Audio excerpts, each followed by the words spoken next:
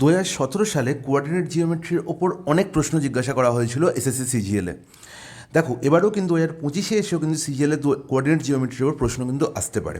তাহলে এটি একটি বেসিক প্রশ্ন। দেখো প্রশ্নে কি বলা হয়েছে, if equation of line P is X plus Y is equal to 5 and the line Q is X minus Y is equal to 3।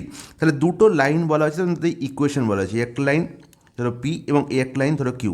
ওকে, তোমার এর ইকুয়েশন বলা হয়েছে কি না X plus Y is equal to 5, আর এর ইকুয়েশন কী বলা হয়েছে না X minus Y is equal to 3। তাহলে বলা হয়েছে যে what are the coordinates of the point common to both the lines. তাহলে যখনই বলবে সেই পয়েন্টের কোঅর্ডিনেট নির্ণয় করো যেটা দুটো সরলরেখার মধ্যেই কমন, মানে দুটো সরলরেখার মধ্যেই অবস্থিত, সেই পয়েন্টটা কি না সেই পয়েন্টটা হচ্ছে এদের ইন্টারসেকশন বা এদের ছেদ বিন্দু।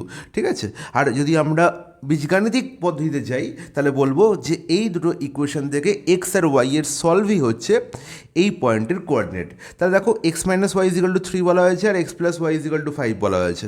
তাহলে এই দুটো ইকুয়েশন থেকে এক্স আর ওয়াই এর সলভ আমি কী করে পাবো? আমি আগেই বলেছি, যখন দুটো সংখ্যার যোগফল এবং সেই দুটো সংখ্যার বিয়োগফল দেওয়া থাকবে, তাদের মধ্যে বড় সংখ্যাটি মানে এক্সের ভ্যালু হবে কি না 3 + 5/2, আর ওয়াইয়ের ভ্যালু কী হবে না বড় থেকে ছোটো বিয়োগ করবো 5 - 3/2। তাহলে 3 + 5/2 মানে হচ্ছে 4, আর 5 - 3/2 মানে হচ্ছে 1। তাহলে 4,1 হয়ে যাবে এই বিন্দুটির স্থানাঙ্ক বা কোঅর্ডিনেট। তাহলে 4,1 কোথায় কোন অপশানে আছে না অপশান এতে। তাহলে অপশান এ হয়ে গেল প্রশ্নের সঠিক সমাধান। তো এই ধরনের প্রশ্নের সমাধান দেখতে গেলে তোমাদের কী করতে হবে? চ্যানেলটিকে সাবস্ক্রাইব করতে হবে আর আমাদের সাথে থাকতে হবে। চলো বাই বাই।